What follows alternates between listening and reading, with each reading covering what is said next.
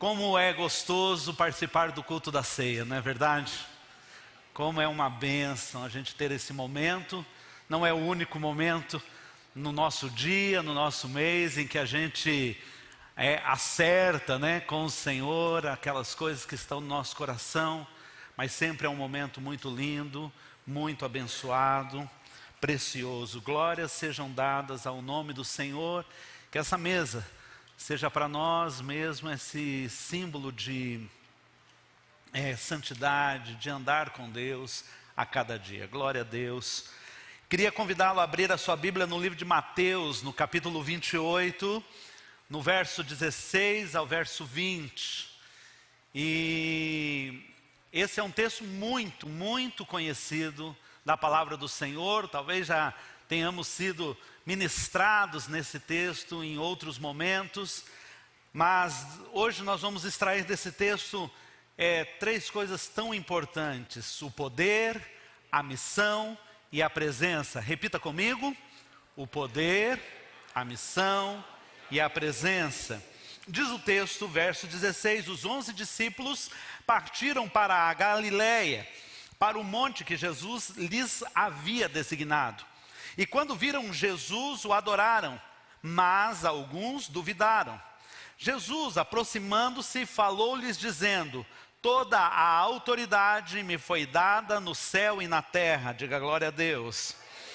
Portanto, vão e façam discípulos de todas as nações, batizando-os em nome do Pai, do Filho e do Espírito Santo, ensinando-os a guardar todas as coisas que tenho ordenado a vocês, e eis que estou com vocês todos os dias até o fim dos tempos. Pai bendito, aqui está a Tua palavra. Senhor, nós glorificamos, ó Deus, só o nosso contato com essa palavra, ó Deus, já é poderoso, Senhor, para nos colocar, ó Deus, diante da Tua presença.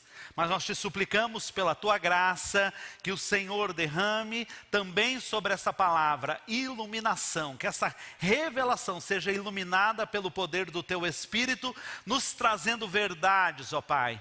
E eu te peço ainda mais, com ousadia te peço, ó Pai, ó Deus, e com dependência te suplico, ó Deus, que eu e meus irmãos, ao ouvirmos a Tua palavra, possamos ser fortalecidos em obediência, para que ouçamos e sejamos praticantes das Tuas verdades. É no nome santo do Senhor Jesus, nós te pedimos também nessa manhã, que haja, ó Pai amado, manifestação do agir e do poder do Teu Espírito, ó Deus, colocando nossa vida em ordem, salvando, ó Pai, pelo poder de Cristo Jesus, vidas nessa manhã.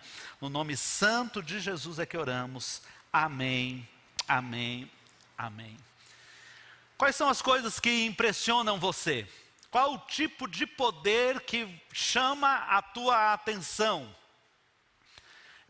Quando eu faço essa pergunta, eu posso lembrar do poder político, eu posso lembrar até do poder judiciário, eu posso lembrar do poder do dinheiro. Dinheiro tem poder? Dinheiro compra felicidade, sim ou não? Não, né? Mas tem gente que diz que manda trazer, né? Não sei, né? E não é verdade isso, mas o poder, há poder no dinheiro, há poder na finança. Que tipo de poder que te impressiona? Você fala, uau, isso aqui mexe comigo, isso se impõe na minha realidade. Eu vou citar alguns dos que me impressionam. Um dos poderes que me impressionam, por exemplo, é a tecnologia. Eu gosto muito daquilo que é tecnológico, né? Eu gosto de ter contatos com as inovações. Eu tenho até uma relação bíblica de tecnologia do céu que foi colocada à disposição. Por exemplo, roupa anti-chama. Nesses dias eu preguei sobre Ananias, Misael e Azarias. Eles entraram, né? Eles não pegaram fogo, mas a roupa também. A roupa era anti-chama, tecnologia do céu. Lá em Jacó, né? Escada tridimensional, né? Na realidade, saindo de uma realidade para outra, porque ele está vendo anjos descendo e subindo. Você conhece escada rolante? Dimensional, Tem na Bíblia. Outra tecnologia que eu vejo na Bíblia é o Wi-Fi. Moisés sobe no monte e recebe, né, ali um download dos 10 mandamentos, né? Tecnologia da Bíblia, né? Os primeiros tablets eram em pedras, pesados, né? Muito melhor o que nós temos hoje em termos de poder conduzir. Outra tecnologia que eu vejo na Bíblia, que eu acho interessante, é portão eletrônico com sensor de anjo. Esse é demais. Pedro está na prisão, o anjo vai lá, liberta Pedro, e quando o portão, né? Pedro está passando com o seu anjo, diz a palavra do Senhor, o portão se abre. Portão eletrônico com sensor de anjo é demais. Você tem isso em casa? Mas falando dos dias atuais, olha isso aqui. Isso aqui é tremendo, gente, né? Esses dias a gente estava visitando instalações lá de comunicações lá em Curitiba, e tinha um mini museu lá, né, com orelhão. Além desse aqui, quem lembra do que é orelhão? Né? O pessoal às vezes manda meme para mim com o meu rosto e 2 havaianas aqui, tá, gente? Praticamente é isso. E eu estava explicando para minhas filhas sobre o orelhão, né? Como a gente usava, o negócio da ficha, né? Elas nem fazem ideia, né? Já caiu a ficha? Né? A gente pergunta isso para alguém hoje em dia, do que você está falando, né? Quem é um pouquinho mais velho assim, sabe do que se trata. E eu estava explicando para eles, quem teve aquele telefone em casa que o pai colocava cadeado no telefone? Você teve, né? Está entregando a idade. Eu estou vendo aqui que eu não sou sozinho nisso. E lembra que a gente desenvolveu uma tecnologia para vencer o cadeado? Como que era? Né? 3, 8, 4, né? Não é assim e tal, e tá. E eu fazia isso no orelhão também e dava certo, entendeu? Bem, eu nem vou continuar falando porque a gente vai ficar melancólico aqui, né? Eu pedi até para o pessoal separar, não sei se deu tempo, de colocar como era uma mesa de trabalho nos anos 80, 90. Olha, isso aqui era uma mesa de trabalho. Eu peguei antes disso aqui, tá, querido? Isso aqui já é moderno. Eu trabalhei num CP500. Quem lembra do CP500? O disquete, aquele bolachão mesmo, né? Essa era uma mesa de trabalho, há pouco tempo atrás. Calculadora, computador, fax, tá? Aqui, tinha uma versão bem grande disso, eu não lembrei no primeiro culto, depois eu lembrei, chama risque, rabisque, para você fazer essas anotações. Aonde que está tudo isso hoje, gente? Aqui. Está no celular. E olha que incrível esse poder, porque você pega onda sonora, transforma em onda elétrica, transmite por onda eletromagnética, converte em onda elétrica e muda novamente em onda sonora para outra pessoa ouvir lá do outro lado. Muita tecnologia. Isso é impressionante. Só o que a gente tem no celular já dá para a gente ficar de boca aberta, né? Eu olho as construções, eu morei em Vitória há algum tempo e a cidade do lado é Vila Velha. Tem uma ponte de 4 quilômetros de extensão que ligam as duas cidades pelo mar. E é lindo de passar e você vê aquela engenharia, os vãos enormes para que os navios possam passar embaixo. E um dia eu passeando de barco, a gente viu a estrutura e eu fico impressionado. Eu olho algumas construções, né, coisas que até a gente vê pela internet. Isso me impressiona, né? Esse tipo de poder, o próprio homem tem esse tipo de poder. Por que eu fiz essa pergunta?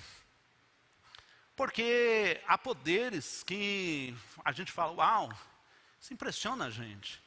E esse texto começa com Jesus dizendo aos seus discípulos, aos apóstolos, é-me dado toda a autoridade, é-me dado todo o poder. E nós vamos falar sobre esse poder daqui a pouco. Mas quando eu faço essa pergunta, é porque junto com essa pergunta, vem uma segunda que fala, ei, se alguém passasse para você uma missão que humanamente fosse assim, impossível, né, de você realizar. Né? 2 opções, ou chamar o Tom Cruise com aquela equipe dele que faz todas as coisas, né? Ou você falaria assim, ó, o que você está me pedindo é muito grande, está fora do meu alcance. Talvez você falasse com essa pessoa que te passou uma missão tão grande, qual o time que eu vou poder escolher? Eu vou ter verba para contratar um time de especialistas, gente gigante, gente que faça a diferença, que tenha autoridade nesse assunto. Eu vou ter verba, eu vou ter recursos para manter esse projeto, para desenvolver esse projeto? Quais as tecnologias que estarão disponíveis para que eu cumpra essa missão? Ou seja, você está perguntando em outras palavras, da onde vai vir o poder de realizar aquilo que você está me pedindo? Bem, essas são as duas coisas que estão presentes nesse texto que a gente acabou de ler. Sim, a igreja tem um poder para cumprir uma missão difícil de fazer, mas também tem uma promessa, que haverá sempre uma presença constante e contínua, para que você possa realizar a missão que você foi chamado. Amém? E a gente vai entender essas três expressões, e o que o Senhor Jesus quer falar através delas. Primeiro, diga poder. E aqui a gente precisa entender a diferença entre poder e autoridade. Diga comigo, poder e autoridade. Vamos juntos? Poder e autoridade. Existe uma diferença. Porque quando olhamos a palavra poder de uma maneira isolada, podemos pensar assim num espectro, numa energia, num dunamis, numa força. Mas o que Jesus está dizendo é que ele recebeu autoridade. Como assim, pastor? Imagina um caminhão carregado, cheio de coisas para transportar, com tanque abastecido, vindo numa estrada. Ele tem poder. Ele tem tanto o poder de carregar, de transportar aquele peso, quanto ele tem o poder de se movimentar em relação a isso, porque está com tudo em dia e tem o combustível necessário. Mas lá na frente, um guarda, um policial rodoviário, franzino, pequenininho, está assim com a mão parada, e aquele caminhão cheio de poder, ele tem que fazer o quê? Parar. Porque diante dele está uma autoridade. Você vê que a autoridade está acima do poder. Um outro exemplo, você tem uma Ferrari, você está com uma Ferrari. Gente, quando o pastor fala assim, mesmo na ilustração fala assim, eu recebo, Senhor. Aproveita, uma hora o Senhor fala, não, te visitei aí, Então você está com aquela Ferrari, tanque abastecido, tudo em dia. E você tem poder para ir e vir, e você tem velocidade, você pode desenvolver, mas existe uma autoridade. E a autoridade ali é representada por um sinaleiro. E se ele está vermelho, o que acontece? Você não pode ir. Você tem poder para ir, sim ou não? Uma Ferrari com tanque cheio. Mas você tem uma autoridade dizendo, agora não, fique parado. Algumas vezes, não poucas vezes, as pessoas atropelam a autoridade, mas a autoridade está acima do poder. Por isso Jesus diz, eu tenho autoridade, toda a autoridade. Mas em outros textos, você vai ver que ele não recebeu somente a autoridade, mas recebeu também todo o poder.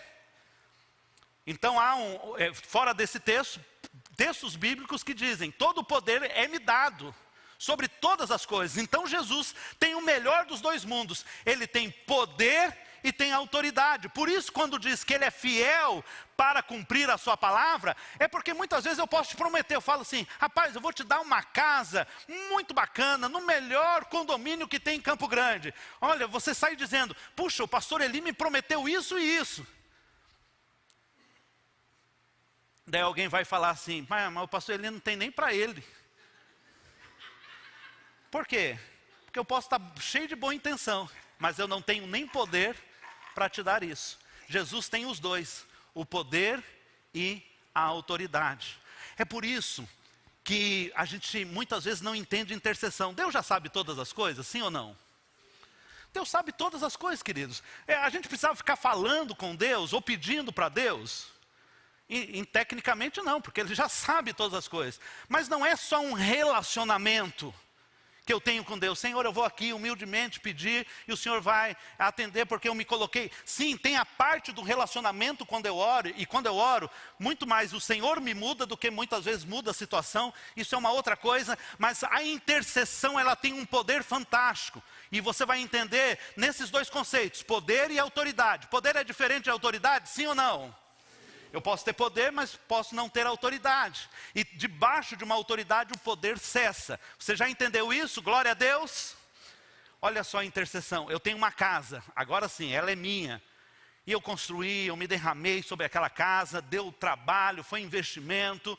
e eu tenho uma casa. Mas depois de construída, eu resolvi alugar aquela casa. Preste atenção. Eu aluguei aquela casa, que me custou tanto para construir, eu tenho muito apreço. E agora, na época do carnaval, o inquilino da casa, ele resolveu fazer um baile de carnaval na casa que eu aluguei. E isso vai contra todos os meus valores. Isso vai contra tudo que eu acredito. Vai ter bagunça, vai ter bebedeira, vai ter coisas erradas acontecendo ali. Agora, eu sou o dono da casa. Então, como dono da casa, eu posso chegar, bater o pé na porta, entrar no meio da festa e dizer assim: para com tudo, eu sou o dono da casa, eu não quero essa festa aí. Posso ou não posso? Por quê? Eu aluguei a casa. Sabe o que é isso? Eu transferi a autoridade. Aí eu ainda tenho o poder da casa. Eu posso comprar, eu posso vender, eu posso até romper o contrato e ter o ônus disso. Eu tenho o poder sobre a casa, mas a autoridade eu transmiti. Você está entendendo? A palavra do Senhor diz o quê? Do Senhor é a terra e a sua? Do Senhor é a terra e a sua? De quem é a terra? Do Senhor. Ele é o dono de tudo. E Ele nos colocou como inquilinos aqui. E ao nos fazer inquilinos, o que o Senhor fez? Vocês vão dominar, vocês vão fazer isso. Não falou? Não foi assim a ordem bíblica? Vocês vão dominar sobre os seres, vocês vão se multiplicar, vocês vão encher o mundo. Ele nos transferiu o quê? A autoridade. Diga, a autoridade. Por isso que quando você se ajoelha para interceder, você está aliando o poder de Deus com a autoridade concedida. O Senhor não vai invadir. O Senhor não vai meter o pé na porta aí do planeta e dizer: acabou tudo, vocês erraram tudo, estão usando do jeito que eu não concordo. Porque Ele transferiu a autoridade. Então, através da sua intercessão, tantas coisas acontecem, porque reúne o poder dEle, que é tremendo, que é sem igual. Ele é todo poderoso, com a autoridade que foi transmitida. Por isso, o que você liga pode ser ligado no céu, o que você desliga pode ser desligado no céu. Isso é intercessão. Por isso você não coloca os joelhos no chão aleatoriamente e fala: é só mais uma oração. Deus está ali, tendo uma porta de passagem tremenda, para que o seu poder possa invadir a nossa realidade. Você entendeu? E que tipo de autoridade é essa de Jesus? Ele diz: toda a autoridade, todo o poder me dá no céu e na terra. Olha só o que diz Efésios. Queridos, eu poderia ficar falando só sobre isso, porque isso mexe muito meu coração. Mas olha só o tipo de autoridade que Jesus está dizendo. Em primeiro lugar, autoridade sobre todos os principados, sobre todas as potestades. Efésios 1, 21, se você puder, vai acompanhando. Acima de todo principado, e poder, e potestade, e domínio, de todo nome, que se nomeia não só nesse século, mas também no vindouro. Ele diz ainda, o que está em 1 Pedro 3, 22, o qual está à destra de Deus, tendo subido ao céu, havendo-lhe-se sujeitado os anjos, as autoridades e a potência. Não há ninguém que possa ser contra o nome do Senhor Jesus. Essa é a autoridade que Ele tem. Todas as doenças se submetem a Ele. Todos os príncipes, os potestades estão debaixo da sua autoridade. Por isso, sim, muitas vezes precisamos rever os nossos caminhos, muitas vezes precisamos rever até coisas que foram feitas, padrões herdados dos nossos ancestrais, mas saiba, acima de tudo, não é só uma questão de sair quebrando maldição. A maior maldição já foi quebrada quando você aceitou o nome de Jesus na sua vida. Quando o sangue de Jesus te lavou, Ele já quebrou a maior de todas as maldições, e todas já estão debaixo dos seus pés. Todas. Você não precisa viver debaixo de nenhuma maldição, porque todas elas já foram quebradas pelo poder e pela eficácia do sangue de Cristo Jesus. A minha preferida está em 1 Colossenses 1, que fala desse poder e da autoridade, o qual é a imagem do Deus invisível, o primogênito de toda a criação. Porque nele foram criadas todas as coisas que há nos céus e na terra, visíveis e invisíveis, sejam tronos, sejam dominações, sejam principados, sejam potestades. Já falamos sobre isso. Mas tudo foi criado por Ele e para Ele. Ele é antes de todas as coisas, e todas as coisas subsistem, permanecem, continuam por Ele. Ele é o cabeça do corpo da igreja, é o princípio, o primogênito entre os mortos, para que em tudo Ele tenha a preeminência. Ele é prioridade em todas as coisas. Esse é o poder e a autoridade que o seu Jesus recebeu. A palavra do Senhor diz: pelo que também o Senhor, o Pai, o exaltou soberanamente. Diga, soberanamente. Tem um soberano nesse universo, e o nome dele é Jesus. E lhe deu um nome que é acima de todos os nomes, para que ao nome de Jesus se dobrem todo o joelho dos que estão nos céus, na terra e debaixo da terra. Um dia, fisicamente isso também vai acontecer. Você hoje já está antecipando esse momento. Você hoje já está antecipando o momento em que isso vai acontecer de fato. Mas todos aqueles que não deram ouvido a Deus, todos aqueles que por algum motivo seguiram o conselho de Satanás e desse mundo, um dia verão o próprio Satanás de joelhos dando glória a Deus em Cristo Jesus. Talvez eles digam naquele dia: o que fizemos da nossa vida? Seguimos um derrotado e poderíamos ter vivido como mais que vencedores. Ele tem poder sobre toda a autoridade, sobre espíritos imundos, sobre doenças, sobre a natureza, e ele domina, inclusive sobre a morte. Entendeu o poder e a autoridade? E eu gostaria de dar um exemplo prático. Orando a Deus sobre esses dois conceitos, eu falei: Senhor, me mostra na palavra algo em que a gente entenda que isso tem vigor e tem uma ilustração clara na tua própria palavra. E o Senhor me levou a pensar nos dois ladrões da cruz. Olha só que diferença. Um escolhe poder, o outro escolhe autoridade. O primeiro diz: se você tem... Como que o primeiro diz? Como o primeiro ladrão diz? Se você tem poder, livra-te a ti mesmo e a nós. O primeiro está dizendo: eu quero ver o seu poder. O segundo diz: lembra-te de mim quando entrares no teu reino. O segundo está dizendo: eu quero viver debaixo da sua autoridade. Um quer ver o poder, o outro quer se submeter à autoridade. Você consegue perceber a diferença? Mas eu quero te dar uma excelente notícia: você pode viver no poder e debaixo da autoridade, em nome de Jesus. Mas sempre, glória a Deus, aplauda o Senhor. Mas sempre que tiver que fazer uma escolha, escolha primeiro estar debaixo da autoridade. O poder é consequência. Tem muita gente querendo seguir sinais, mas a palavra do Senhor diz o quê? E estes sinais seguirão aqueles que se submetem debaixo da autoridade, os que creem. Os que se submetem debaixo da autoridade vivem sinais, vivem o poder, mas inverso não funciona. E Jesus não dá atenção para quem quer descer da cruz. Lembre-se disso.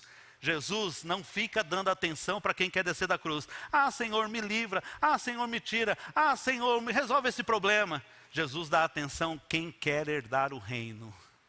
Quem quer herdar o reino conquista o coração do Senhor. Em segundo lugar, a missão. O texto continua e lá no versículo 19 nós temos: portanto, vão e façam discípulos de todas as nações, batizando-os em nome do Pai, do Filho e do Espírito Santo, ensinando-os a guardar todas as coisas que eu tenho ordenado a vocês. E aqui é importante, porque todos nós, provavelmente, ou a maioria de nós já ouviu tantas e tantas vezes esse texto. Jesus fala esse texto na perspectiva da autoridade. Quando Jesus está dizendo: é-me dada toda a autoridade, Ele não está dizendo: essa autoridade e poder, eles foram concedidos para que a gente possa demonstrar. A gente não vai ficar agora fazendo show de poder, né? Jesus foi tentado a transformar pedra em pão. Então, Jesus está dizendo o seguinte: olha, deixa eu falar um negócio para vocês. A perspectiva da autoridade, do poder que eu recebo, estou concedendo a vocês, de fazer inclusive coisas maiores do que eu fiz, não é para ficar transformando pedra em pão, não é para ficar transformando pedra em croissant. Não, aquela igreja é melhor, hein? Essa ali está transformando pedra em pão, a outra está transformando pedra em croissant. Ah, eu já fui numa melhor, eles transformam pedra em pizza, né? E a gente vai querendo saber onde que tem mais poder, porque Jesus não tem em mente uma demonstração de poder. Se Jesus quisesse demonstrar poder, na sua chegada não teria chegado na manjedoura, escondido no estábulo. Ele teria mandado anunciar: já criaram um Wi-Fi lá no ano 1º do cristianismo? Não, então cria o Wi-Fi porque eu quero que todo mundo veja que vai chegar o rei. Não, ele abriu mão de manifestar todo o poder, para que pudesse manifestar a luz do próprio Pai. Então esse poder, essa autoridade, não é para que a gente saia aí se aparecendo, tem um propósito. E a perspectiva de Jesus está registrada lá em Apocalipse capítulo 5, versículo 9. Quando ele fala de poder, ele diz: tu és digno, falando do próprio Jesus, de receber o livro e de abrir os seus selos, pois foste morto e com o teu sangue comprastes para Deus homens de toda tribo, língua, povo e nação. A perspectiva do poder e a autoridade é que a gente seja empoderado no Espírito para ganhar vidas para o Senhor Jesus. Posso ouvir amém? Essa é a perspectiva do poder. Por que a igreja precisa de ter poder? Por que a gente quer ver milagres? Por que a gente quer ver curas? Para a demonstração do poder não faz sentido para Deus, não faz sentido para Jesus. Esse poder tem a finalidade, ele tem propósito, e o propósito é a missão. Sim, Jesus está olhando diretamente para isso. Eu lembro da ilustração do corpo de bombeiros. O comandante chega para o seu batalhão do corpo de bombeiros e diz para o seu batalhão: nós temos uma missão, e a nossa missão é salvar vidas. Diga comigo, a nossa missão é? Então ele chega para a corporação e diz: qual é a nossa missão, corporação? E ele diz: pois bem, nós queremos salvar vidas, mas nós precisamos tomar algumas providências. E a gente vai precisar de algumas pessoas aqui muito importantes. Rodrigo, você pode ficar responsável pela alimentação da tropa? Por quê? Porque na hora a gente precisa estar com uma dieta bem balanceada, a gente precisa estar com proteína em dia, porque tem que ao mesmo tempo estar saudável e estar forte, porque a nossa luta é grande. Então sua tarefa vai ser qual? A alimentação. Sua tarefa vai ser a alimentação. Quem pode cuidar para a gente do equipamento? Quem que pode fazer aí? Eu tenho um voluntário para cuidar do equipamento? Equipamento. Você vai cuidar do equipamento, cordas, escada, preciso que os reservatórios de água dos caminhões estejam abastecidos, o pó químico esteja lá em dia para os extintores, tudo que é equipamento, aqueles machadinhas, aquelas coisas que quebram, entendeu? Tudo. Você cuida dos equipamentos. Está anotado aí, Juninho? Quem pode cuidar da frota? Você vai cuidar da frota. Nossos carros precisam estar com os pneus calibrados, o tanque abastecido. Já pensou na hora da emergência? A gente sai e não tem gasolina, não tem combustível. Então você vai cuidar da frota, ver se está tudo funcionando, se as manutenções estão em dia. Ok? Qual que é a sua missão? Qual que é a sua? E a sua? Gente, qual é a missão deles? Qual é a missão deles? Qual é a missão deles? A nossa missão é? Repita comigo, a nossa missão é? Enquanto eu salvo vidas, eu preciso estar com o equipamento em dia. Enquanto eu salvo vidas, eu preciso estar bem alimentado e forte. Enquanto eu salvo vidas, eu preciso da nossa frota funcionando. Mas a nossa missão é? Não confunda missão com tarefa. Enquanto a gente salva a vida, a gente toca, a gente faz louvor, a gente tem qualidade audiovisual, a gente tem um templo, mas a nossa missão é? Enquanto a gente salva vidas, a gente se reúne em pequeno grupo, a gente vai para os cursos da família, a gente vai para a escola do discípulo, mas a nossa missão é? Gente, a nossa missão é salvar vidas. Nós não estamos fazendo entretenimento. Cultos de altíssima qualidade, melhor tipo de louvor, pregadores bem preparados, às vezes solta uma piadinha para deixar a gente mais relaxado aí. Não, a gente não está fazendo isso, a gente não está construindo o templo ou reformando ali o espaço porque a gente precisa de estrutura física. Nós fazemos o que fazemos porque a nossa missão é salvar vidas. Por isso que a gente investe em missões, é por isso que a gente abre mais e mais casas para os pequenos grupos, porque a gente sabe que cada novo pequeno grupo é uma nova oportunidade de alguém conhecer a Jesus e ter a sua vida transformada. Essa é a nossa missão.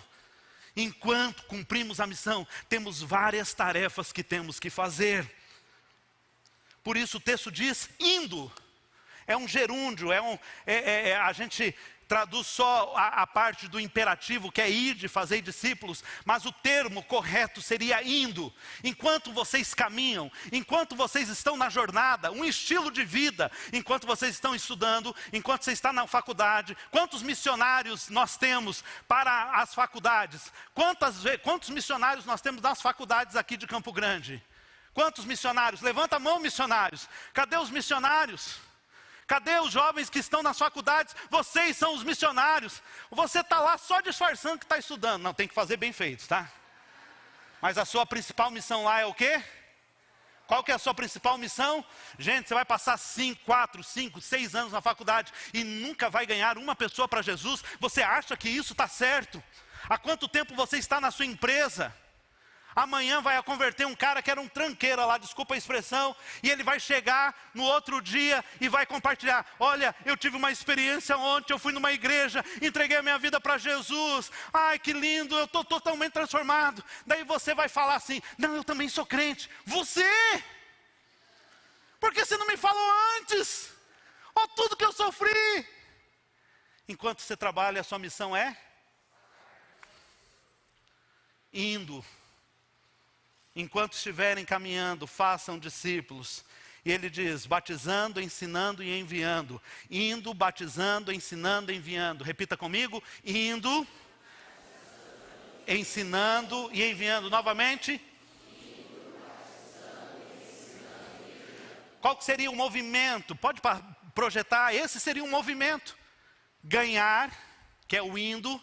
Enquanto estamos indo, a gente vai ganhando, né? Eu tenho pouco contato, eu tenho que aproveitar todas as oportunidades. A maioria das pessoas que eu conheço já são salvos. Quando eu dava aula no seminário, eu falava para os meus alunos do seminário: os únicos não crentes que eu tenho contato são vocês, para os seminaristas, né? Porque já não tinha mais contato com não crente. Então, eu chego no posto de gasolina, eu não fico reclamando do combustível. Eu estabeleço um relacionamento, eu tento até abastecer sempre no mesmo lugar, às vezes até mesmo na mesma hora, para ter relacionamento com aquele frentista. E de alguma maneira falar e comunicar o evangelho. Vou num restaurante, se não quiser passar vergonha, não vai comigo, porque se der mole ali, se tem esse sistema de garçom ainda, eu vou falar de Jesus para o cara que está me servindo. E eu até mando uma para ele assim: sabe quantos restaurantes tem em Campo Grande? Geralmente ninguém sabe. Eu falo: tanto. Olha, de todos os restaurantes, eu vim nesse. E eu estou aqui falando com você. Deus me colocou você hoje. E vou estabelecendo um relacionamento. Não reclama do preço do pão. Fala do pão da vida na padaria. Arranja um jeito. Enquanto você vai, ganhe pessoas para Jesus. De longe para perto. Conecte as pessoas em Cristo. Batizando-os de perto para dentro. Forme. Ensinando de dentro para o centro, multiplique enviando do centro para fora. Esse é o movimento. Diga: de longe para perto. Repita novamente: de longe para perto. Ou seja, as pessoas estão distantes, estão orbitando, muita gente com problema, mas nós estamos espalhados em toda a cidade. Primeiro movimento do fazer discípulo é esse: eu vou trazer essas pessoas mais para perto. Elas não vão entrar de uma vez. De longe para estão perto. Eu não quero um monte de amigo de evangelho, um monte de gente que gosta de crente. Eu não quero que as pessoas fiquem gostando de crente. Pode até gostar como pré-evangelismo. Eu quero que elas amem Jesus Cristo. Então, de perto para... Vamos juntos? De perto para dentro. Aqui dentro, chegou, conheceu Jesus, foi conectada, até chegou o batismo. Não é o ponto final. De dentro para... Eu quero ensinar, eu quero formar, eu quero que cada dia a pessoa que já foi restaurada na imagem, agora tenha também a semelhança, a cada dia mais parecida com Cristo, a cada dia mais parecida com o Pai. Então eu preciso formar, eu preciso ensinar todas as coisas que Ele nos mandou. Então do centro, de dentro para o centro. Já está batizada, mas eu quero que você venha para o núcleo, eu quero que você se torne um líder. Não sei se vai ser num PGM, não sei se vai ser numa sala de aula da família, dentro da escola do discípulo, dentro da sua família, mas eu quero você maduro espiritualmente. Vem para o centro. Chegou no centro confortável, acabou? Sim ou não? Do centro para? Vamos enviar. A saúde de uma igreja é medida pela quantidade de pessoas que ela consegue enviar para os campos. Esse é o movimento da missão. Haverá um dia em que o rei vai olhar para aqueles que estão à sua direita. Vinde, benditos de meu Pai. Possuí por herança o reino que está preparado para vocês desde a fundação do mundo. Eu tive fome e vocês me deram de comer. Eu tive sede e me deram de beber. Era estrangeiro e vocês me hospedaram. Estava nu e vocês me vestiram. Adoeci e foram me visitar. Estive na prisão e fostes me ver. Jesus está dizendo, ninguém pode ficar de fora. Ninguém deve ficar de fora. Há uma missão. A missão é gigante. Ela não pode ser feita na força do nosso braço. Ela precisa ser feita no poder e na autoridade daquele que nos enviou. Amém? Mas também há a presença. E o texto termina dizendo, versículo 20, capítulo 28, 20 de Mateus, a parte B, ele diz, e eu estou com vocês todos os dias até o fim dos tempos. Alguns dias atrás eu preguei sobre o quarto homem da fornalha e ali citava os nomes de Deus. Quantos ouviram essa palavra? O quarto homem da fornalha. E ali a gente passeou na Bíblia, né? Vendo os nomes de Deus, né? Jeová Shammah, Jeová Jireh, Jeová Nissi, El Elyon, Jeová Roi, El Shaddai, vários nomes de Deus. E esses nomes, eles foram não dados a Deus, mas revelados de Deus para pessoas que tiveram uma experiência íntima com o Senhor, uma experiência pessoal com o Senhor. Então, em cada experiência, Deus manifestava um dos seus nomes, uma das suas virtudes. Então, Jeová Tseknu, que é o Deus nossa justiça, Jeová Nissi, o Deus a nossa bandeira. A cada experiência de um homem e de uma mulher com Deus, Deus manifestou um dos seus nomes. E a gente aprendeu naquele dia que nós temos esse Deus presente. Deus Pai é Deus por nós. Deus Filho é Deus conosco. E Deus Espírito, Deus em nós. Você lembra disso? Puxa, já podia até pregar a mesma mensagem, né? Deus Pai, Deus por nós, aquele que luta as minhas guerras. Deus Filho, né? Jesus, Emanuel, Deus conosco, aquele que está comigo em todo o caminho. Deus Espírito, Deus em nós. Essa é a presença. Quando ele diz sobre presença, eu vou estar com vocês, o que ele está dizendo? A gente celebrou a ceia, não está falando de uma memória vaga de alguém que viveu e que nos deixou inspiração para viver.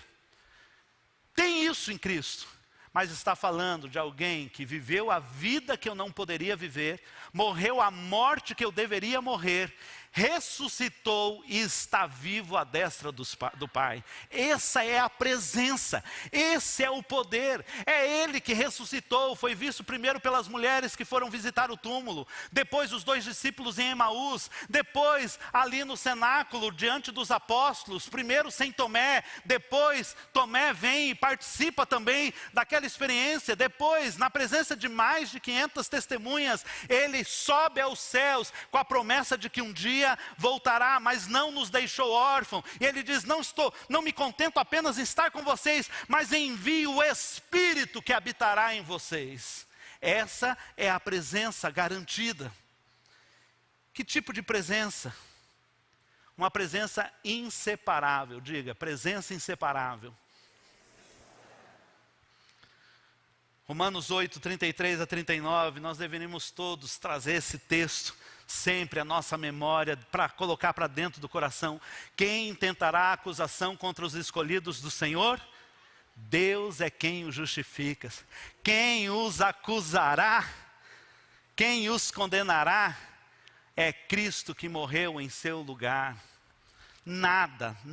E ele começa agora a enumerar uma série de coisas. Quem pode nos separar desse amor? Quem tem poder para nos separar desse amor? Ele diz, a morte, a tribulação, a angústia, a fome, a nudez, nada pode nos separar do amor de Deus que está em Cristo Jesus. Ele diz, olha, você pode passar o que for. E aqui a visão é apostólica, de quem está sofrendo, Não é a visão de quem quer tudo de bom, não é uma vida só de vitórias. Ele diz, nós somos entregues à morte todo dia, por amor do seu nome, mas não importa. E aí ele diz, todas estas coisas somos mais do que vencedores, porque eu estou certo de que nem a vida, nem a morte, nem o presente, nem o futuro, nem os principados, nem as potestades, nada, nada, nada pode me separar do amor de Deus que foi manifesto em Cristo Jesus. Que tipo de poder é esse? E de presença que está te acompanhando? É uma presença inseparável. Ninguém pode quebrar esta comunhão entre você e Deus, esse cuidado de Deus sobre a sua vida. É também uma presença poderosa. Diga, presença poderosa. Então repita, presença inseparável e poderosa. A palavra do Senhor diz que o inimigo anda de redor buscando a quem possa tragar. Mas ele também diz, para isso se manifestou o Filho de Deus, para destruir as obras do diabo. Não há poder maligno que sobressaia a essa presença. Deixa eu te contar uma história. O Wagner era um garçom, e nós chegamos até o Wagner e a sua família, porque o Wagner tinha um problema sério com drogadição. E nós começamos a andar com o Wagner, e o Wagner conheceu o Evangelho, e conheceu a Jesus Cristo, entregou a sua vida a Jesus, a sua família. Só que a luta dele contra a droga era muito forte, começou muito cedo, estava totalmente tomado. E nesse caso, Deus não fez daqueles tipos de milagre instantâneo, foi um processo de luta e de vitória, porque também Deus tinha propósito nisso. E ele disse, pastor, eu fico um tempo bem, mas tem hora que não dá, eu volto para os pontos as bocas, né? A boca de fumo que eu compro as minhas coisas e vou lá e entro num processo de queda. O discipulado com Wagner, ele teve um tempo, e o primeiro tempo eu fui com ele nas duas bocas que ele comprava. E eu pedi para o camarada da boca fazer o seguinte, eu falei com ele, olha, toda vez que o Wagner vier cobrar, não vende para ele. E você me liga, dê meu telefone lá para o cara da boca. E eu vou pagar o dinheiro que você perdeu. Mas não vende para ele. Fato é que o cara vendia para o Wagner, recebia dele e recebia de mim também.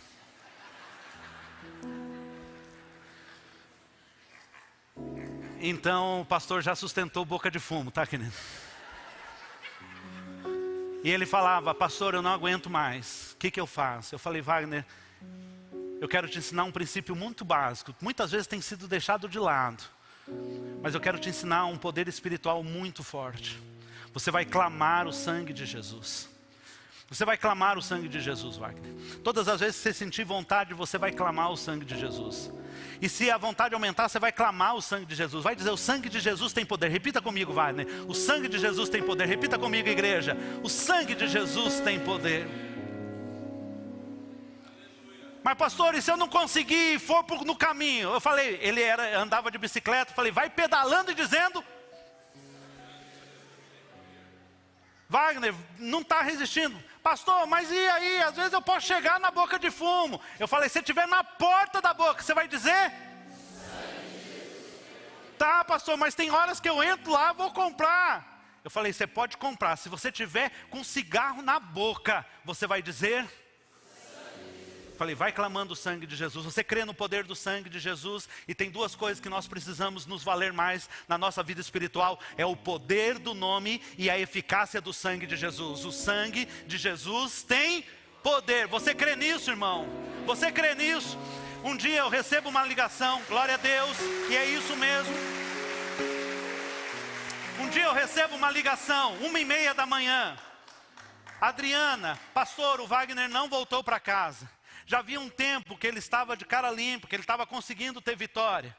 E então, ela me ligou 1h30, pastor, você sabe o que pode ter acontecido? Eu sabia onde o Wagner trabalhava, onde era a sua casa e onde eram as bocas. Falei, vou pegar o meu carro e vou fazer a rota. E eu fui pela Duque de Caxias, aonde mais ou menos ali é o Atacadão. Eu vi uma bicicleta no chão, havia um gramado e uma descida. Não sei quem lembra ainda dessa configuração, como era a Duque de Caxias antes dessa reforma. E estava ali a bicicleta do Wagner. Eu falei, opa, eu conheço essa bicicleta. Desci do carro.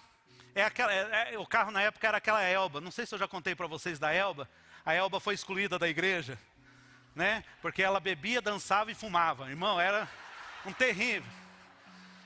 E eu estava com a Elba. Era desse jeito, a Elba era terrível. Irmãos, eu preciso que vocês voltem, porque agora que fica bom. E a bicicleta parada, eu parei, desci. Estava o Wagner ajoelhado no chão, jogado praticamente na grama, dizendo, eu cheguei perto e ele estava dizendo, o sangue de Jesus tem poder. Eu falei, Wagner,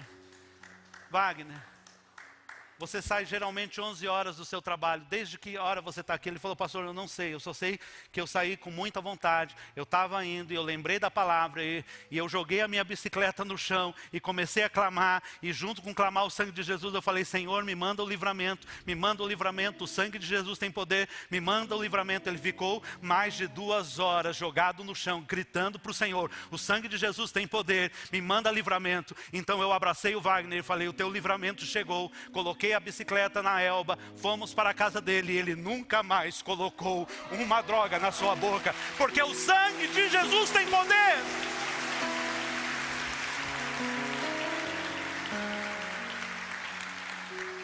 Nossas igrejas são muito boas, mas no caso do Wagner ele precisava de um power a mais, então ele foi para uma igreja pentecostal, né? Ele estava precisando de mais, né? E precisava de mais rigidez. Fazia parte do processo dele. Daí o Wagner se tornou obreiro, presbítero, evangelista, para a honra e glória do Senhor, porque o sangue de Jesus tem poder. É dessa presença que nós estamos falando. O poder nos remete a uma vida espiritual de autoridade. A missão nos fala de propósito para viver. E a presença nos revela que vale a pena a jornada, porque Ele está todos os dias conosco, em nome de Jesus. Você pode se colocar em pé. A palavra do Senhor em Filipenses capítulo 1, versículo 6 diz, e eu sei, eu bem sei disso, eu estou certo. É como Paulo começa dizendo, Filipenses 1,6, eu estou certo de que aquele que em nós começou a boa obra, a aperfeiçoará até o dia de Cristo Jesus. Se você lembra, recite comigo, aquele que em nós começou a boa obra, a aperfeiçoará até o dia de Cristo Jesus. Vamos lá, igreja. Aquele que em nós começou a boa obra, essa é a obra do Senhor. Ele não vai deixar pela metade aquilo que Ele começou na sua vida. Não vai ficar ali em construção abandonado, queridos. Ele vai completar aquilo que Ele começou na sua vida. Ele te confere poder e autoridade. Ele te chama para um propósito, para uma missão. Ele diz e garante, você vai andar, mas não vai andar sozinho, porque a minha presença está com você. Então que você possa também dizer, como Paulo fala em Gálatas 2:20, já estou crucificado com Cristo, e vivo não mais eu, mas Cristo vive em mim, e a vida que agora vivo na carne, eu vivo-a na fé do Filho de Deus, o qual me amou e se entregou a si mesmo por mim. Esse é o seu chamado, viver em Cristo Jesus, ao ponto de que as pessoas possam ver o próprio Jesus vivendo em você. Amém?